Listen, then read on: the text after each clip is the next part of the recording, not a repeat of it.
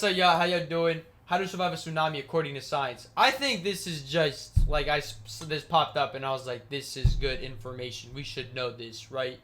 Even if you live like in the middle of buttfuck nowhere. I don't know. I mean, okay, if you're like in the desert, like probably not, like in the mountains, but I don't know. Maybe you go to the beach one day and then the one day you're there, like, you know what I mean? I don't know. Knowledge is power, bit. Fuck it. How to survive a tsunami according to science. You're on a beach, not a worry in the world. The sun bronzing your skin, sand trickling between your toes, the sound of waves. Wait, what?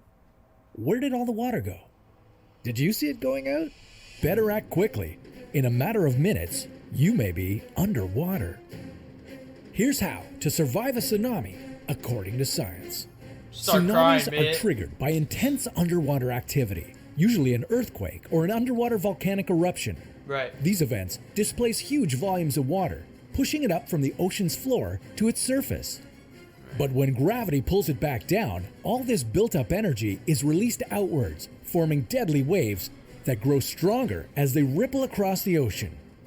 A tsunami's waves can be 100 kilometers long and sometimes taller than 30 meters. They can travel across whole oceans, moving at the speed of a jet airplane. So with such speed, strength, and stamina, how does anyone stand a chance? You don't.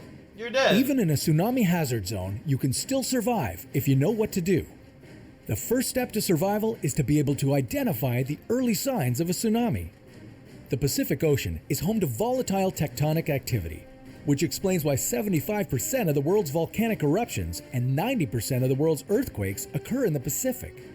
These geological disturbances are the reason why 85% of all tsunamis happen in the Pacific Ocean. In most cases, an earthquake comes before a tsunami, so if you're near the coast and you experience an earthquake, protect yourself from that first. But once the shaking stops, move to higher ground as quickly as possible. The beach will grow bigger. Run the other way. An early sign of an impending tsunami is that the water along the coast will recede. It pulls back and exposes the sea floor. Do not go to the beach to investigate. You'll only be putting yourself at risk for when the water surges back. Instead, head in the opposite direction. Try to get as far as 3.5 kilometers from the ocean or 30 meters above sea level to ensure your safety. Get to the highest elevation possible. I don't know how high that is. Keep it a buck. Tsunamis travel quickly, and you may not have enough time to clear the hazard zone. In this case, look for a tall building with a sturdy concrete foundation. If you see one nearby, run inside and get to the roof as quickly as possible. What? If you can't make it to a building in time, your best bet is to grab onto something and hold on. Though that might not sound very practical, hold the eye roll for a moment. In the 2004 Indian Ocean tsunami, an Indonesian woman was finally rescued after holding onto a palm tree for 5 days straight. While it isn't ideal, if you can't get to higher ground in time, you need to find something to hold on to. As the tsunami moves inland, it will sweep tons of debris along with it. Yeah, this would This can be very dangerous, as the accumulation of debris traveling at high speeds become fatal obstacles for anyone who's caught in the current. However, many tsunami victims have been saved by climbing on to detached roofs or holding on tightly to floating cars or other large objects. Of course, if you've made it this far, your troubles aren't over yet.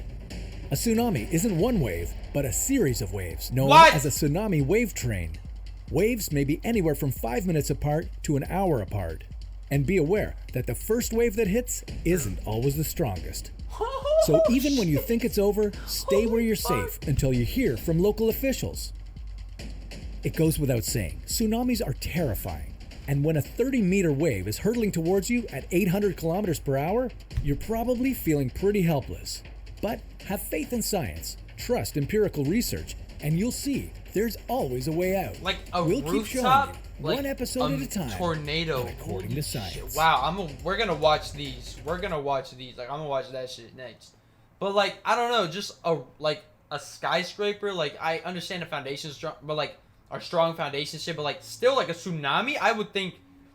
Cause that bitch, I thought that shit would just like tumble over, and then now you're just high in a building falling with what, like, that's just worse. Like, I thought high ground like a hill or something, But hey, man, I don't. You know, I ain't no fucking scientist.